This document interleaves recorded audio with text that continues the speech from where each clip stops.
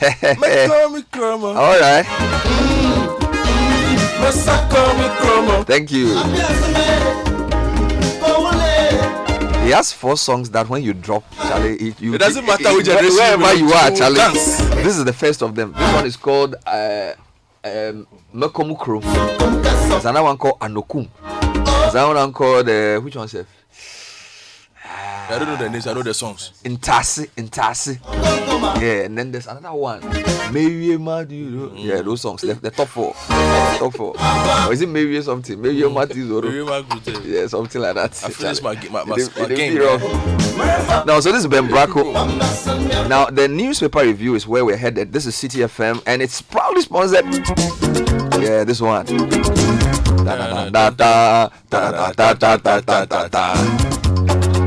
Adi.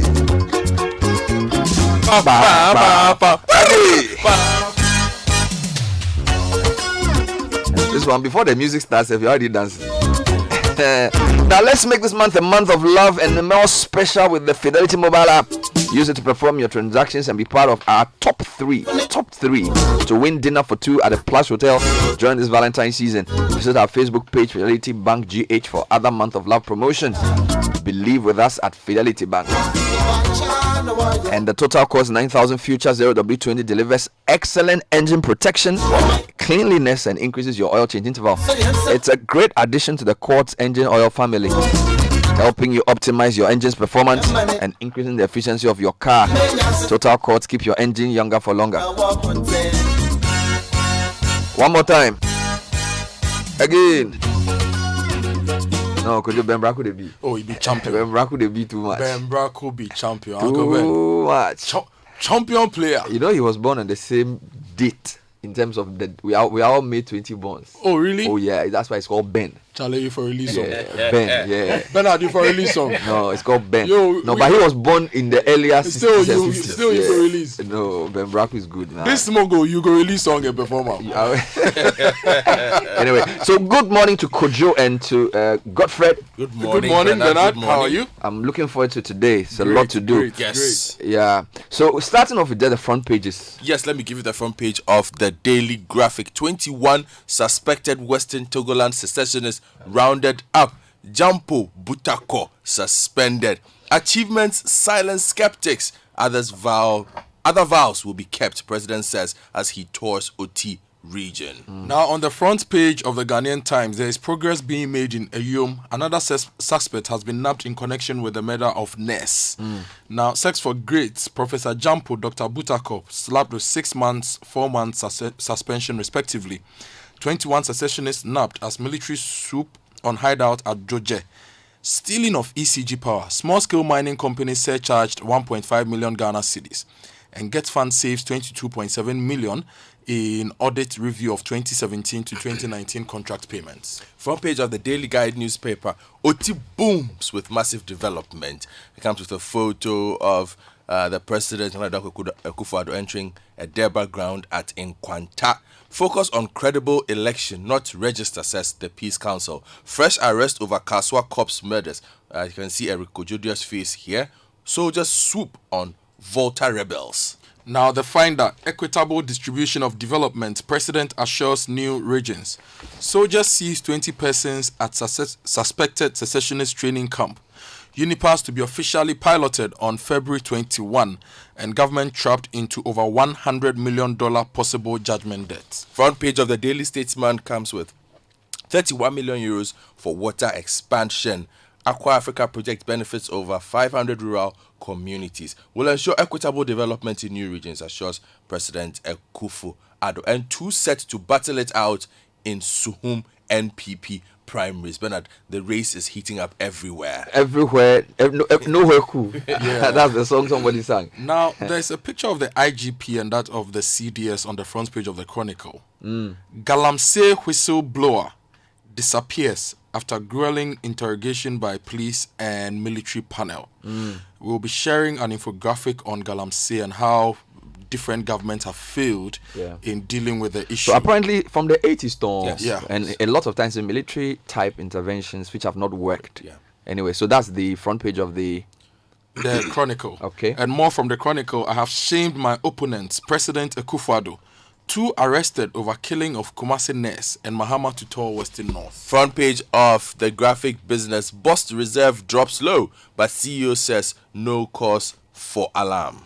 Now the new crusading guide. Army grabs 21 separatist soldiers at training camp. Development being spread equitably in new regions. This is Akufo-Addo. Joycelyn Ando joins Takwa in Shaim race. Vows to unseat Miracle Duka. And reform Ghana's educational system. GUM tells the government. Front page of the BNFT. Moody's. Higher debt burdens raise debt sustainability concerns in West Africa. To boost ease of doing business rankings, pass insolvency bill. Now the Economic Times. Modalities for Enterprise Credit Fund ready soon. IMF and tax experts propose ways to increase tax revenue. Policy rates likely to be cut by end year.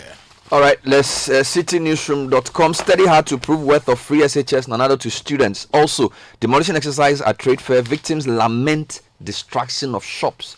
Meanwhile, Hispac threatens to withdraw services over non-payment of arrears. And other stories. Baumia's emphasis on macroeconomy strategic. This is upon Chroma. And other stories. We gave affected businesses ample notice. This is a trade fair company in relation to the demolition exercise. Now, citybusinessnews.com is also leading with a trade fair company story. Demolished companies had enough time. We did no wrong. This is the CEO, Agnes Edu. Also, banks in Ghana now stronger than before, according to SGMD, Societe Generale. And car dealers urge government to consult on moves to regulate importation of used vehicles. Now, if you go to myjournalline.com, Trade Fair Center demolition exercise, a political job, Sami Jemfi says. Also, the company defends the demolition exercise. So that story is really trending. And GS investigates teachers' assault of students who criticize the Sobolo drink. And then NGO warns that we should avoid foods that contain aflatoxins. Meanwhile, big blow for Kotoko King Faisal as Sports Authority shuts down Baba Iyara Stadium. Now, other quick stories for you. Childish NDC exhibiting jealousy of Akufo-Addo's honor, according to Pius Haji. That is peacefmonline.com. Also, Chivine is back from honeymoon to aid Mahama. This is the story that was trending last week. Deputy National Organizer of NDC marrying MPP woman. He says he's back from honeymoon. He's coming to work for the election of Mahama. And Game and Co. ADR offers to resolve EC and NDC impasse. That's also trending on peacefmonline.com in relation to the voters register. Big story in East Africa. Kizito Mihigo kills himself in police cell. He's a popular Rwanda gospel singer. He had been rearrested attempting to flee the country for Burundi, and he's been found dead in his prison cell. Lots of controversy over that one in that part of the world. Globally, Washington Post is reporting that Apple says coronavirus will cause it to miss revenue targets because China is a world's factory. Also, 14 cruise ship passengers with virus among those evacuated to the US. So the US is bracing itself for 14 people with the coronavirus. Let's start with Ghana. Let me tell you about secessionists. Yes, that's the military. 21 people arrested. Was in action yesterday. Yeah. Story on page 16 of the Daily Graphic. And as usual, your man was on the beat, Timothy Nyengbe. As was Anna Seidu. Yes. The 66th Artillery Regiment of the Ghana Armed Forces rounded up 21 people suspected to be linked to the Separatist Homeland Study Group Foundation from a secret training camp at Kwevedui near Dzodze in the Ketu North municipality in the Volta region yesterday. The recruits, made up of 20 males and a female, were busted in a dawn raid on the training camp in a valley buried deep in a thick forest at Fevu near Kwevedui, where they had allegedly been taken through military training for the past 1 week. Until the arrest, members of the group, who are mostly in their early 20s, were said to be undergoing military drills and physical training. They were airlifted to Accra and placed in the custody of the BNI for further interrogations. The commanding officer of the 66th Artillery Regiment in Ho, Lieutenant Colonel Bernard Baba Pantois, told journalists who joined the military to the secret training camp that the raid followed intelligence the military picked up about activities at the secret training camp.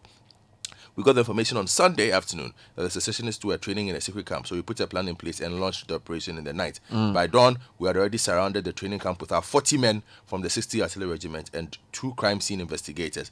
He said the initial intelligence the regiment gathered was that there were 25 recruits undergoing training, but some managed to escape.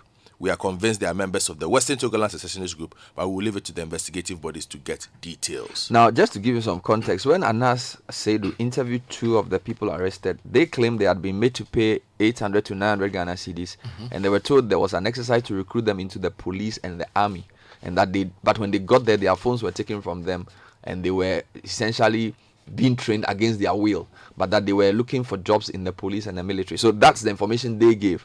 But the commander who did the arrest said to the media what were they doing there, and that the police will investigate to find out how that ended. So that's one big story. Second story has to do with the trade fair, and I think I need to give you that from Citi. And the story is everywhere in the newspapers, at least on the portals. I don't know whether the hard papers have it. So first one, demolition exercise at trade fair. Victims lament destruction of shops. And then there's a reaction for the trade fair. Owners of buildings demolished at the trade fair center in Accra have condemned authorities for the exercise, accusing them of failing to give them ample notice. About 20 structures belonging to different companies were pulled down on Monday dawn on the authorization of the Trade Fair Company Limited. The demolition comes after an injunction that was placed on the exercise was lifted by an Accra High Court on Wednesday, February the 12th. The affected tenants had earlier secured a court order to prevent the Trade Fair Company from continuing the exercise, which started in May last year. Shipping officer for West Africa Construction and Commodities Limited, which is one of the affected companies, Barbara Vanderpoy, said the demolition comes as a surprise to them as they had begun processes to appeal the court ruling.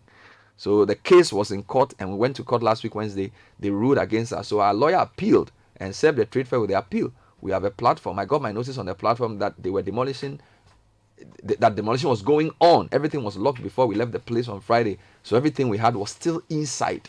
School feeding items like mackerel, oil, laptops, scanners, chairs, photocopiers, and all those things were inside. It's very bad because it's going to affect our work. Where are we going to start? And then the paper, the website then gives some background to the story that the trade fair has for some years stated its intentions to revamp the facility to restore the once vibrant trading hub to its heyday. It is for this reason that occupants were asked to vacate the premises in 2018. Now, according to management of the company, this was to allow for work to begin on site. We'll give you some more details on this story. Now, let's give you the trade fair company's response.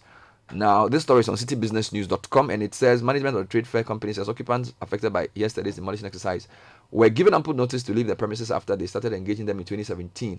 And then the trade fair in a statement said they had been engaging key stakeholders to redevelop the site since 2017, and that a master plan was approved by the board and cabinet, and a horizontal developer secured with PPA approval on June 28, 2019 to provide critical infrastructure needed for the lease of the site for developers to begin. So basically they are saying that they give them prior notice, but the people who have been affected said they were in the process of filing an appeal and that their items were still in the buildings.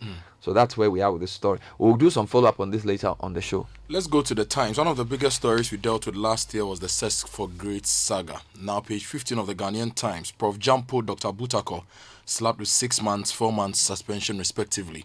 Now, the story says the University of Ghana yesterday suspended 2 of its lecturers who were implicated in the BBC's controversial Search for Grades documentary following completion of hearing on the matter. Professor Ransford Gyampo and Dr. Paul Butakor are to serve 6 and 4 months suspension without pay, respectively.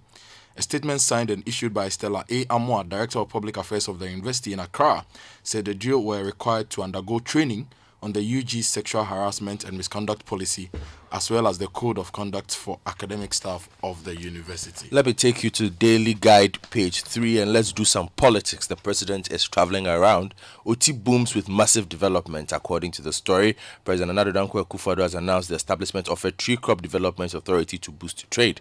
He made the announcement at Nkwanta during his Oti region tour, where he has been commissioning, inspecting ongoing projects, and cutting short for more to commence. The president explained that the authority, when it takes off, will transform the cultivation of cashew, rubber, palm oil, and other tree crops into foreign exchange earners, just like Cocoa Board had done to cocoa over the years. He's also asking the students to study hard to justify the free SHS. This is the president. He says he urged students benefiting from government free SHS policy to make good use of the opportunity given them.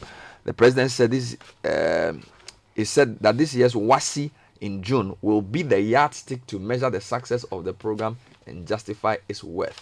And he was speaking to students at the Boem Senior High School as part of his tour of the OT region, and said students must take advantage of the opportunity given them through the program. Roads also featured on the Eastern tour. Corridor? Yes, Eastern Corridor. Rose Minister Kwesiamu Akwata. Oh, he was there too? Yes. What did he say? He said the government was putting measures to ensure new roads in the regions were improved. He said that Jessica and also that ongoing works on the Eastern Corridor were not being done for votes. He announced that 7 contractors had been put on the Eastern Corridor road from Esikuma to Damanko, all of whom were getting... No, that's Oti Damanko. Yes. Not Damanko. Okay, Damanko, all of whom were getting ready to move to site. The Jessica to Dodo Pepeso, which is under the Sanhado project, and whistle cutting was done by Vice President Mahmoud Bawumia, was also to be awarded this year.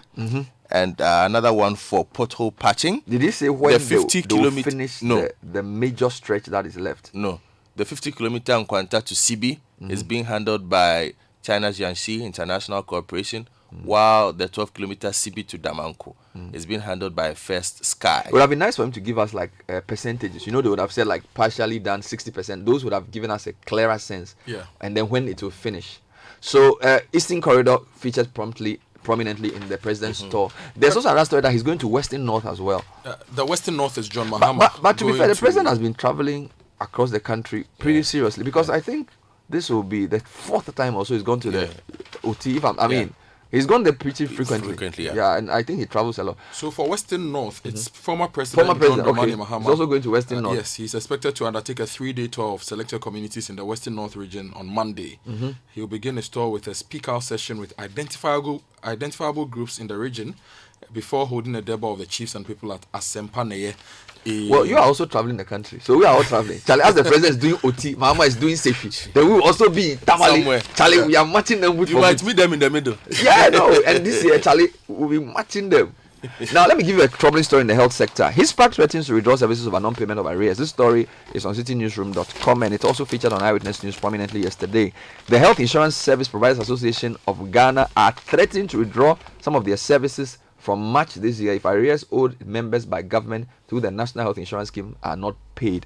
They say no payment has been made for NHIS claims for up to 14 months. Addressing the press yesterday, Executive Director of HISPAC, Frank Tobu, said the current situation has made it difficult to run the facilities to pay their employees. And they want the National Health Insurance to pay their bills up to 2019 September. We also demand that a comprehensive reimbursement plan be put together for us to sign as parties to this whole process. Now, staying with health and related matters, 2 arrested over killing of Kumasi nurse. Okay. This is the Chronicle. Story by Richard Uswe Chow in Kumasi says the Ashanti Regional Police Command has arrested 2 suspects in connection with the murder of Miss Ruth Amaishan, a community health nurse at Sewa Eyum in the Bosomtwe district of the Ashanti region, with a call on the media to be circumspect in order not to jeopardize the police investigations. Now, Bernard, yesterday we discussed Galamsey, and we brought you reports from all over the country. Let me take you to Sekendi Takrady first, and we'll go to a whistleblower story in the Chronicle. Okay. Water rationing affecting social and economic activities in Takrady. Already? This is page 11 of the Finder. Yes, and it's related to the Daboase water treatment plant. Okay. We've carried several stories on that plant. Now, the story says an ongoing water rationing program being carried out by the Ghana Water Company Limited in the Sekendi Takrady metropolis has created anxiety among customers due to the difficulties being encountered. The region has been experiencing acute water shortage during the dry season, and this year has been no exception. Averagely, the company produces about 4.5 million gallons of water a day during peak seasons, but has now been reduced drastically, therefore compelling the company to produce as low as 2.3 million gallons per day. This, unfortunately, has fallen short of meeting the growing demand of consumers in the region. And according to the company, they've acquired an excavator and they are dredging the water intake area and some streams around. Is this linked to Galamsey? It is linked to Galamsey because our conversations, we interviewed the Yes, Western... but you also have a Director Chronicle here. Galamsey story. Yes. Now, the Chronicle, page 3, Galamsey whistleblower disappears. The story by John Bediako says, credible information reaching the Chronicle from the Operation Vanguard indicates that the police detective sergeant who leveled bribery allegation against his military officer commanding has absconded from camp. His absence without leave reportedly took place whilst being interrogated together with the officer at the Obuasi headquarters of Operation Vanguard. Sergeant David Jokoto on January 23, 2020 petitioned the commanding officer of Operation Vanguard at Obuasi and copied the chairman, the IMCIM, at the Jubilee House over reported deployment of men by his officer commanding of the forwarding operating base central at Ayamfuri to perform illegal duties. He claimed in the petition that an amount of 45,000 Ghana cedis realized from such duties have been pocketed by his officer without rendering accounts to the state. Following the allegation, the policeman was withdrawn from Ayamfuri to Obuasi pending further investigation. And according to the Chronicle, their dependable security source hinted that a few days ago, the military captain and the detective were put before a panel at Obuasi for interrogation. Okay. And now he cannot be found in camp. Let's come to I'm still doing politics, Okay. Bernard, the Daily Statesman, and I'm talking about MPP primaries. 2 hot ones have been added, Bernard. Okay. Page 7, 2 set to battle it out in Suhum MPP primaries. 2 people, including the Member of Parliament, Frederick Opariansa, have picked nomination forms to contest the NPP parliamentary primaries in Suhum. Kwejo Obuafo Asante, a private businessman who is challenging the MP, filed his nomination last week, with the incumbent expected to file this week. Now, Mr. Opariansa, popularly known in the area as Suhum Mugabe, is a 4-term MP who is seeking election for a 5th term. Kwejo Asante, on the other hand, is an international businessman with an over 10 years experience in risk assessment, strategic planning, and solution. Now, when you come to Kaikwe South, that one to challenge Ahmed Atta. Is versus who? It is Ahmed Atta versus Dakwa Newman. Hey. Dakwa Newman, a construction project manager, has filed her nomination to contest the Kaikwe South constituency primaries of the governing NPP. And she's going against the incumbent. Yes. And then we also have Domi Kwabenya. Yes. Ajurasafo picked a form. Yes. Or she returned or pick? I don't know which is which. She filed her forms yesterday. And Philip Addison also did over the weekend. That's Ekwapim North. So there 4 races there. You have Ajurasafo versus Michael Kwe Jr. You have Philip Addison versus Dokuya in Ekwapim North. And then you have Ahmed Atta versus Newman. You have Kandapa Jr. versus Esla. It's going to be interesting. West. And now let me give you something else, completely unrelated. NIA extends registration exercise in 3 regions by 4 days. This is very important. The National Identification Authority has their executive secretary has directed that the mass registration exercise in the central and western north regions be extended by 4 days. Thus, the exercise originally scheduled to end today, February 18, 2020, is set to now end on Saturday, February 22.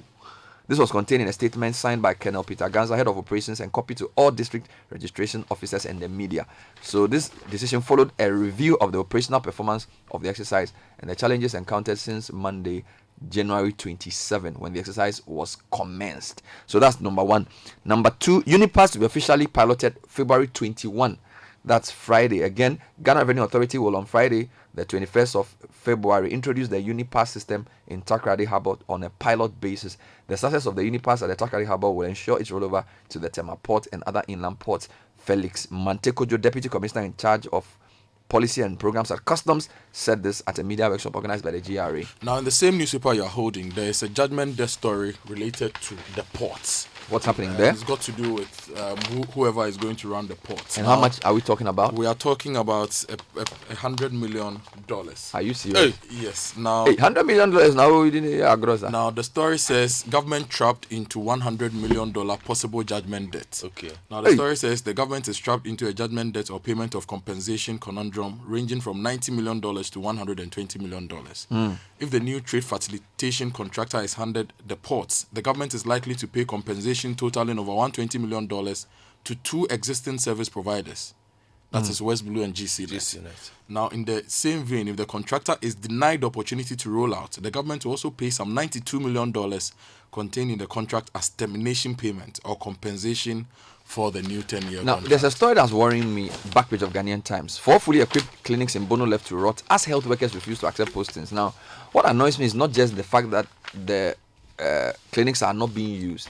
You see this repeated health workers refusing to accept postings. That's always picketing. You know, and every time posting. they have a strike or something, they will appeal to the media to support them to come and get their monies paid. And then when you are posted to go and help our people in wherever you are supposed to go, you say you won't go. I don't understand. Look at this one. Stories by Daniel Jirasang Soko. the refusal of health personnel to accept postings to the rural areas is complicating healthcare delivery in the Tyne districts, not too far from your place, and other areas in the Bono region, as a number of completed health facilities have been left unused. This is because poor road network, difficult access to services like telecommunication network and electricity have made those areas unattractive for health personnel, particularly nurses. As a result, 4 fully equipped clinics with furnished accommodation and mechanized boreholes at Tainso, Injua, Tiadene, I believe, and Tanokrom, all in the Bono region, have been left unused a year after completion. They were built by a German-based charity NGO, Madame for Ghana. The 3 other community health planning services CHIPS compounds at Yabraso, Akore, and Dagadu, these are places, not people, have been left to rot. The district chief executive of Tyne Charity, Kua Foriwa Jomo, who disclosed this, said the situation was defeating efforts of the assembly and development partners to provide health facilities for underserved communities. According to her, the unfriendly attitude of some residents had also made the area uninhabitable for health workers, compounding the situation. Interacting with journalists at Nsoko, district capital of Tyne, the DC said the assembly had resolved to attach nurses' quarters to any new health facility project, or at least accommodate 2 people as well as provide motorbikes to aid commuting of health workers. She also appealed to the rural folk to appreciate health workers more and give them the needed support. So you see, the whole thing is complicated. It's not just the health workers who don't want to go. It's complicated. But if for the whole Upper West region, you have less than 5 doctors. I know that there are difficulties, but sometimes people go into this profession saying that I want to help. When you go for their interview, when I had mates who were in medical school, they will wear suit. They will come and rehearse the interview. They say when you go, they will ask you questions. Don't wear this and that and that. You go for interview, you struggle for 7 years to become a doctor.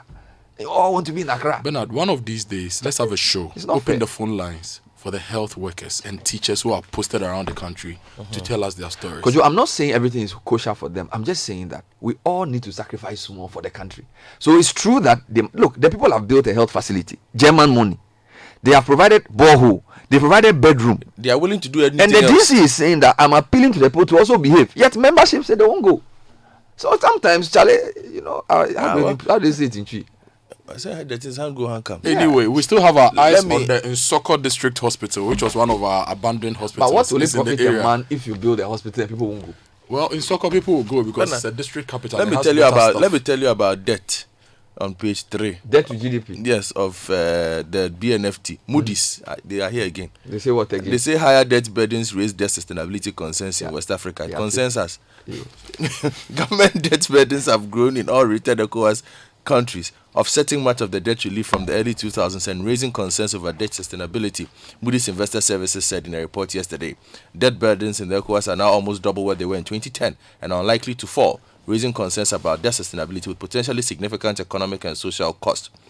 Now, risks to debt sustainability include adverse debt dynamics, weak financiability, and debt management capacity. These factors are particularly present in Togo and to some extent Ghana and Nigeria. More highly rated Senegal and Cote d'Ivoire have the highest external debt owed to private creditors as a share of GDP, but have the best financial management capacity. I had wanted to give you a politics story from Peace FM Online. Give it to me. Rescue mission. Chief Bini is back from honeymoon to help Mahama. To do rescue mission. I tell you. The deputy organizer. Deputy national organizer of NDC, Chief Bini Hamilton, has announced his return to active politics to fill the political lacuna created when he turned his attention to the marital union with the deputy Maslock boss and staunch MPP member Mami Efiako. Marriage of the deputies. During days after the much talked about headline grabbing marriage to the MPP deputy communication officer, a fired up Chief Bini declared on social media that he's determined to work extra hard with his colleague NDC stalwarts to drum home into Ghanaians why His Excellency John Mahama should be elected to power. He was thankful for those who supported him, criticized and prayed for him during his sacrament. We wish him well. Then this was an official Facebook page. We wish him well. He's a big man. I saw the photos. They were nice. Weddings are trending. Yeah, so from Chivani to Kensi 2020. Yeah, man, Charlie. Now weddings have hashtags and things. Yeah. Anyway, Kojo, I know you have a few more stories, but we can link it to the discussion later on. You have some story on small scale miner who's been fined. Yes, for stealing power from ECG. Oh, and the whistleblower was wait. He's a small scale miner and he's stealing power from ECG. Yes. But Bernard, that is not the best part of the news. Oh. Why? The informant who leaked the information is getting 6% of the 1.5 million surcharge. Oh, then we have to create that profession. We have to report who took people. 6% of the 1.5 million. 1.5 million, yes. ECG. Yes, as reward from ECG. Oh, but why didn't they tell us that thing was available? We would have all started. ECG. Oh, powerful, Charlie. That was the newspaper review. This is the Citi Breakfast Show, the city's biggest conversation.